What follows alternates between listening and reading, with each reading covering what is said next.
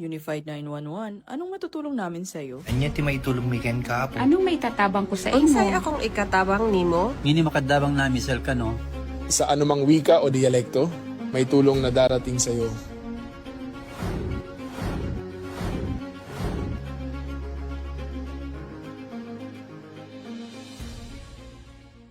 Lilingkod sa bawat Pilipino at magbibigay ng tamang impormasyon para sa tahimik at maayos na Pilipinas. Police News Network, alagad ng batas, tagapagtaguyod ng balitang pulis, sandigan ng mamamayan, patnubay ng katotohanan. Kampo Krame, maghahatid ng pinakahuling kaganapan at nagbabagang balita. Ito ang PNN Police News Network. At ngayon, ang inyong mga tagapagbalita. Magandang araw, Bagong Pilipinas. Ako ang inyong alagad ng batas, tagataguyod ng Balitang Pulis. Ako po si Patrolwoman Mary Grace Artizuela ng PNP Anti-Cybercrime Group. Maghahatid sa inyo ng tamang balita, kwento ng pulis at serbisyo para sa mamamayan. At ito ang PNP News Online. Ang pangunahing balita ng Police News Network, alagad ng batas, tagataguyod ng Balitang Pulis.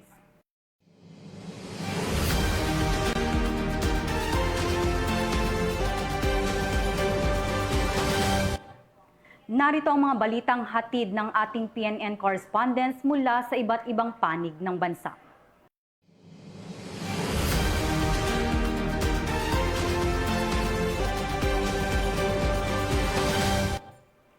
Bilang bahagi ng core values ng PNP ang makakalikasan, nagsagawa ng clean-up drive activity ang mga miyembro ng PNP Bayambang sa Barangay Zone 7, Bayambang, Pangasinan.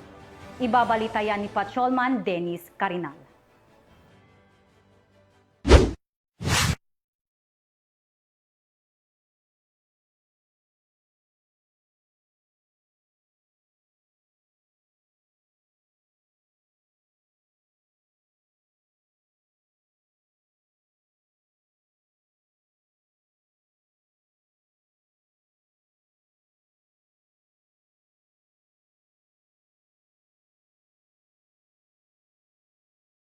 Nakiisa ang mga tauhan ng Bayambang Police Station sa sinagawang cleanup drive activity sa Barangay Zone 7 Bayambang Pangasinan bilang bahagi ng pagpapanatili ng kalinisan at kaayusan sa komunidad.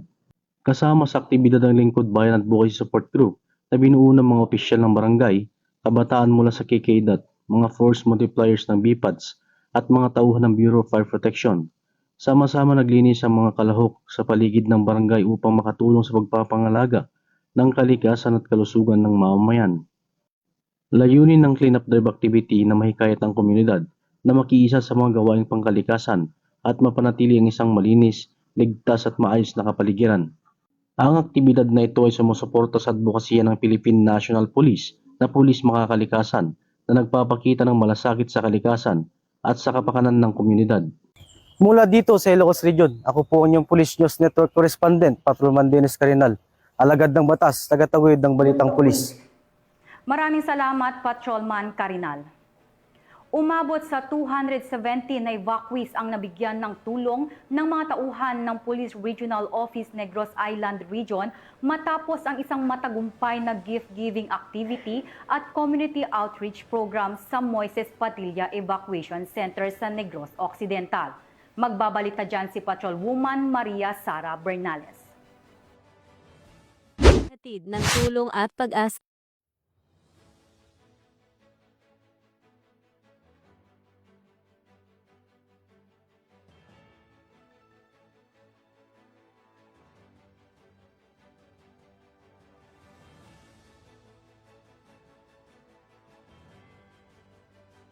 Naghatid ng tulong at pag-asa ang Police Regional Office Negros Island Region sa 217 evacuees sa Barangay Poblacion Moises Padilla Evacuation Center, Negros Occidental, sa pamamagitan ng isang outreach at gift-giving activity. Pinuri ni Acting Chief PNP Police Lieutenant General Jose Melencio Nartatis Jr. ang inisyatibo ng CRO-NIR na ani ay patunay na ang PNP ay hindi lamang tagapagpatupad ng batas, kundi katuwang din ng mamamayan sa oras ng pangangailangan. Sa aktibidad, namahagi ang CRO-NIR ng bigas, merienda, tsinelas at mga loraan para sa mga batang na nagbigay ng ginhawa at kasiyahan sa mga evacuees. Ang outreach ay bahagi ng PNP Focus Agenda sa People-Centered Policing at sumasailalim sa adhikain ng bagong PNP para sa bagong Pilipinas. Serbisyong mabilis, tapat at nararamdaman.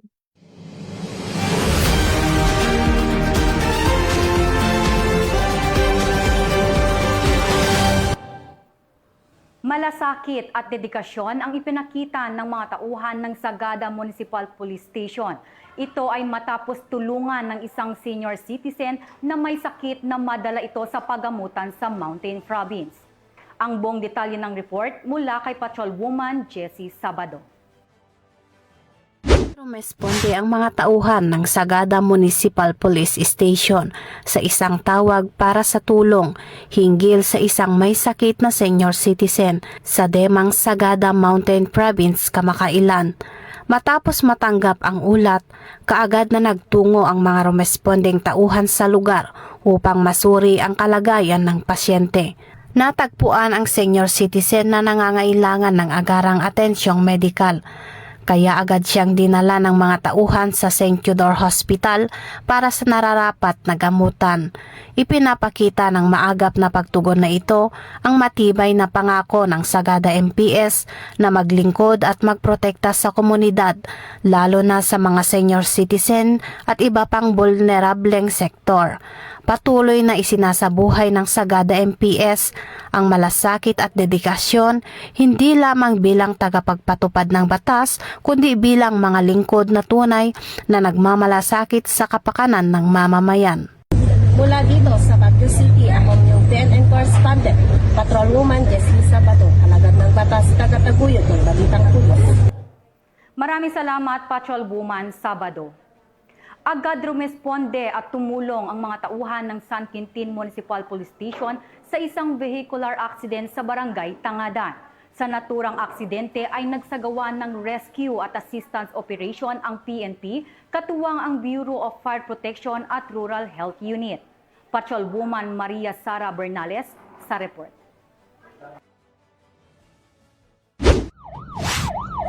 Mabilis na rumesponde ang mga tauhan ng San Quintin Municipal Police Station sa insidente ng banggaan ng mga sasakyan na naganap sa Tangadan Cemetery noong umaga ng ika-17 ng Enero. Sa pangunguna ni Police Staff Sergeant Joel D. Buenafe, agad na kumilos ang mga pulis matapos makatanggap ng ulat ang Duty Municipal Tactical Operations Center mula sa isang concerned citizen hingil sa aksidenteng kinasangkutan ng isang wheeler truck, puting Hyundai Starex at Suzuki Rider 150 na motorsiklo. Bilang mga first responders, nagsagawa ang San Quintin MPS ng Rescue at Assistance Operation, katuwang ang BFP, Rural Health Unit ng San Quintin at nagbigay ng agarang tulong upang matiyak ang kaligtasan at kapakanan ng mga sangkot. Ang insidente ay paalala sa kahalagahan ng pag-iingat sa lansangan at ng mabilis, mahabagin at nagkakaisang pagtugon ng mga ahensya. Ang San Quintin Municipal Police Station ay nananalangin para sa mabilis na paggaling ng mga naapektuhan. Ito ang bagong PNP para sa bagong Pilipinas.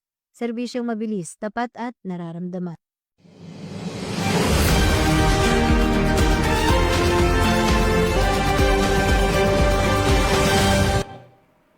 Gamit ang GPS tracking devices, arestado ang 2 Indian national sa hot pursuit operation ng Las Piñas City PNP. Patrolwoman Mary Tony Veva magbabalita. Inaresto ng pulisya ng Las Piñas City sa ilalim ng pamumuno ng Chief of Police, Police Colonel Sandro J. de la Cruz Tafalla, ang 2 dayuhang sospek noong Biyernes ng hapon matapos mabilis na maresolba ang isang insidente ng pagnanakaw sa pamamagitan ng Hot Pursuit Operation gamit ang Global Positioning System o GPS. Kinilala ang mga suspect na sina Sukhwinder, 27 taong gulang at Jasdeep, 33 taong gulang, kapwa Indian nationals at residente ng Taytay, Rizal. Naganap ang insidente pasado alas 12 ng tanghali noong Enero 16, taong kasalukuyan, nang lapitan ng dalawang armadong lalaki ang biktima, isang 34 anyos na Indian national, habang ito ay nagpaparada ng kanyang motorsiklo sa harap ng kanilang tirahan. Sa pilitang kinuha ng mga sospek ang iPhone 16 Pro ng biktima na nagkakahalagang 73,000 pesos, pati na rin ang kaniyang 10,000 cash. Sa isang mabilis at makabagong tugon, nakipag-ugnayan ng mga tauhan ng Substation 1 sa biktima upang i-activate ang GPS feature ng ninakaw na cellphone. Dahil sa real-time tracking, agad na natunto ng mga operatiba ang kinaroroonan ng mga sospek kung saan sila ay positibong itinuro ng biktima at kaagad na inaresto. Matagumpay na nabawi ng mga otoridad ang ninakaw na iPhone 16 Pro at ang 10,000 cash. Nasamsam din ang motorsiklo, helmet at pulang jacket na ginamit ng mga sospek sa pagsasagawa ng krimen. Pinuri naman ni Police Brigadier General Randy Igay Arceo, District Director ng Southern Police District, ang mabilis na aksyon ng Las Piñas City Police Station at ang epektibong paggamit ng teknolohiya sa operasyon. Mula dito sa Southern Police District, ako ang inyong PNN correspondent, Patrolwoman Meritoni Veva, alagad ng batas, tagapagtaguyod ng balitang pulis. Maraming salamat, Patrolwoman Veva. Isang 40 anyos na lalaki na may tangkang saktan ng kanyang sarili gamit ang isang patalim na iligtas ng pulis. Nakatutok dyan si Patrolwoman Maria Sara Bernales. Nailigtas ng Philippine National Police ang isang 48 anyos na lalaki na nagtangkang sakta ng sarili habang may hawak na patalim sa loob ng isang elementary school sa Barangay Parada, Valenzuela City noong ika-13 ng Enero. Mabilis na rumesponde ang mga pulis ng Valenzuela City Police Station Substation 1 at Special Reaction Unit sa pangunguna ni Police Colonel Joseph G. Talento. Sa pamamagitan ng mahinahon at makataong negosasyon, voluntaryong isinuko ng sarili ang patalim at ligtas na nasagip. Agad siyang dinala sa City Social Welfare and Development Office para sa counseling. Ayon sa BNP, ang insidente ay patunay ng kanilang makataong serbisyo at malasakit sa pangangalaga ng buhay, alinsunod sa advokasya ng bagong PNP para sa bagong Pilipinas. Serbisyo mabilis, tapat at nararamdaman.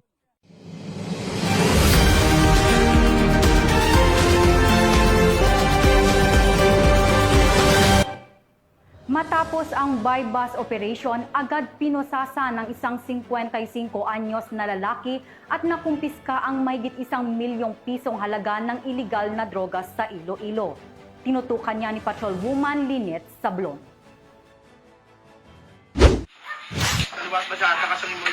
Mahigit 1.4 milyong halaga ng hinalang shabu ang nasamsam ng Regional Police Drug Enforcement Unit 6 sa ikinasang buy-bus operation sa Zone 4, Barangay Santo Niño Norte, Arevalo, Iloilo City. Nito lamang 16 ng Enero, taong kasalukuyan. Kinilala ang suspect na si Alas Mechot, 55 taong gulang, dating jeepney driver, may 4 na anak at residente ng nasabing barangay.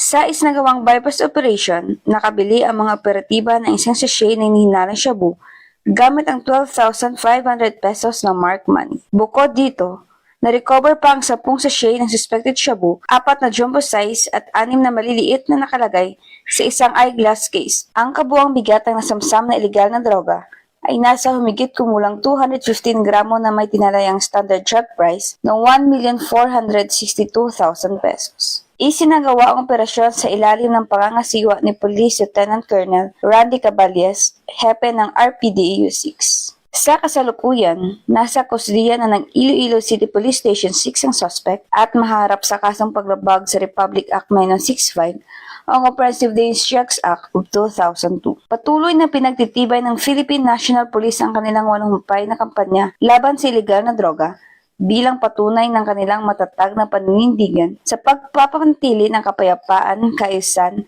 at kaligtasan ng mamamayan. Mula rito sa Western Visayas, ako niyang PNN correspondent, Patrolwoman Lynette Sablon, alagad ng batas, tagataguyod ng Balitang Pulis. Maraming salamat, Patrolwoman Sablon. Sa puspusang operasyon ng Philippine National Police kontra iligal na droga, mahigit 9 million pesos na halaga ng marijuana ang sinira at sinunog ng mga otoridad sa La Trinidad, Benguet. Narito ang detalye ng report mula kay Patrolwoman Fe Marie Octaviano. Police Regional Office Cordillera at PIDEA CAR ang pagsira at pagsunog ng mahigit 9 milyong pisong halaga ng nakumpiskang marijuana sa Camp Major Bado, Dangwa, La Trinidad, Benguet nitong Enero 16. Aabot sa 82,488.88 grams ng tuyong marijuana stocks na may dahon at fruiting tops ang sabay-sabay na sinunog sa pangunguna ni Police Colonel Ledon Monte, ProCAR Deputy Regional Director for Operations at PIDEA CAR Director Martin Francia kasama ang kinatawan ng DOJ, EMB, PAW, media at barangay officials. Ang nasabing iligal na droga ay nakumpiska noong Oktubre 6 na karaang taon sa isang checkpoint operation ng Kibungan Municipal Police Station sa Benguet. Isinagawa ang destruction upang masiguro ang tamang chain of custody, maiwasan ang recycling ng droga at alinsunod sa RA 9165. Pinagtibay ng aktibidad ang mahigit at nagkakaisang kampanya laban sa iligal na droga, isang malinaw na pagsasabuhay ng bagong PNP para sa bagong Pilipinas, serbisyong mabilis, tapat at nararamdaman.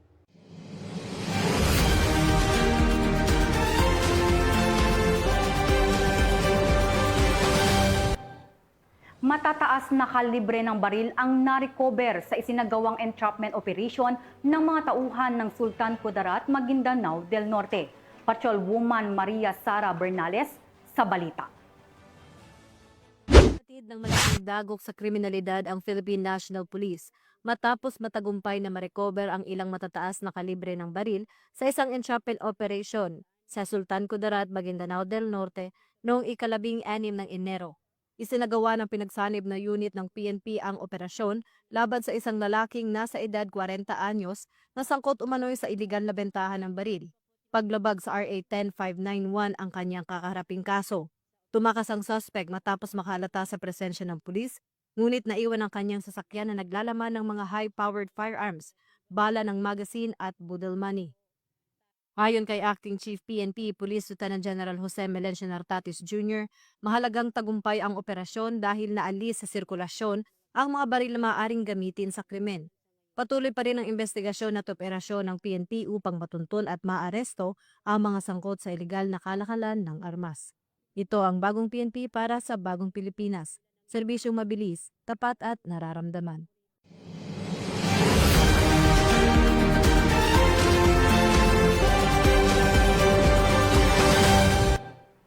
Tunay na malasakit at serbisyong may puso ang ipinakita ng Rizal Police Provincial Office matapos bigyan ng scholarship ang 197 na estudyante.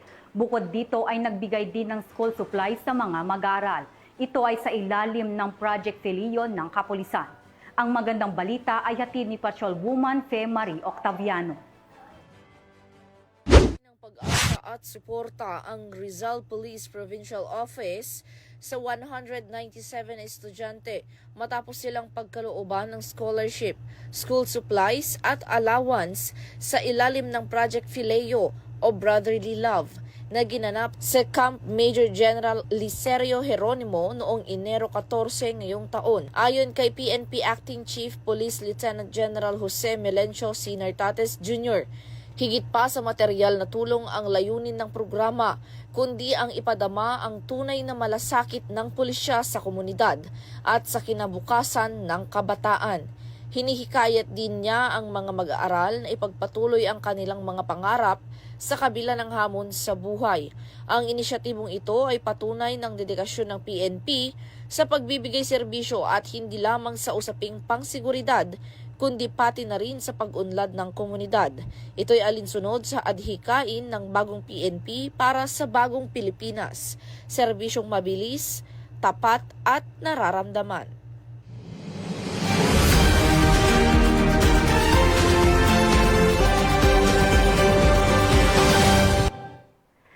Dalawang individual arestado sa Dagupan City, Pangasinan dahil sa pagbebenta ng smuggled na sigarilyo online.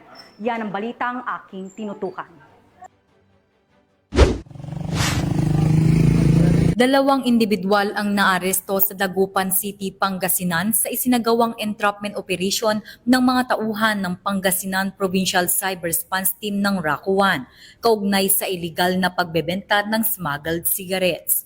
Sa isinagawang cyber patrolling na mataan ng mga otoridad ang isang Facebook account na nag-aalok ng hindi otorisadong sigarilyo. Sa mismong operasyon, agad na inaresto ang dalawang suspect matapos makumpirma ang kanilang iligal na gawain. Nakumpiska mula sa kanila ang mahigit 200 reams ng smuggled na sigarilyo. Agad dinala sa Pangasinan PCRT ang mga suspect at ang mga nakumpiskang ebidensya para sa dokumentasyon at tamang disposisyon ng kaso. Ito ay might be yung effect nito sa health natin ay lalo yung mga nagsisigarilyo baka mas grabe kasi hindi to siya regulated, hindi dumaan sa proper examinations. Mula dito sa Campo Crame, ako ang inyong PNN correspondent, Patrolwoman Mary Grace Artizuela, nagbabalita para sa Police News Network, alagad ng batas, tagataguyod ng Balitang Pulis.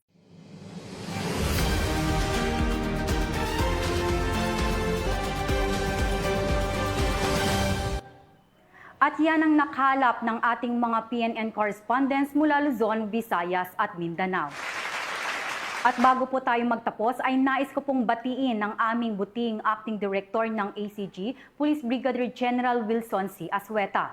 At ganun din po sa aming Command Group, Police Colonel Richmond Tadina, ang aming Acting Deputy Director for Administration, Police Colonel Romeo Desiderio, Acting Deputy Director for Operations.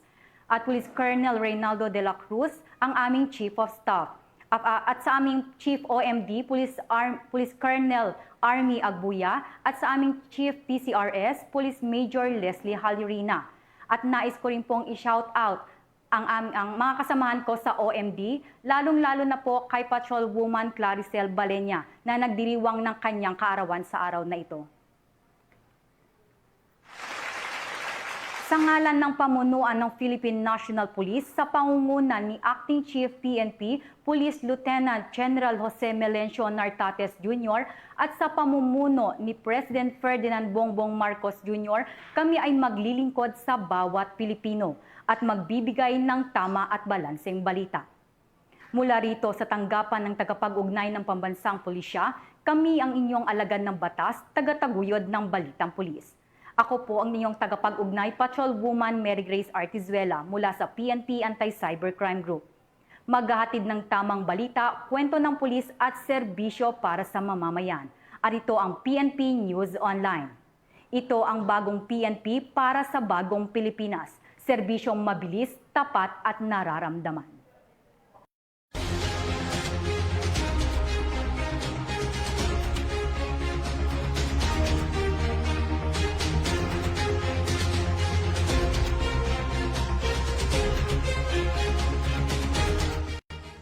Police News Network, alagad ng batas, tagapagtaguyod ng balitang pulis.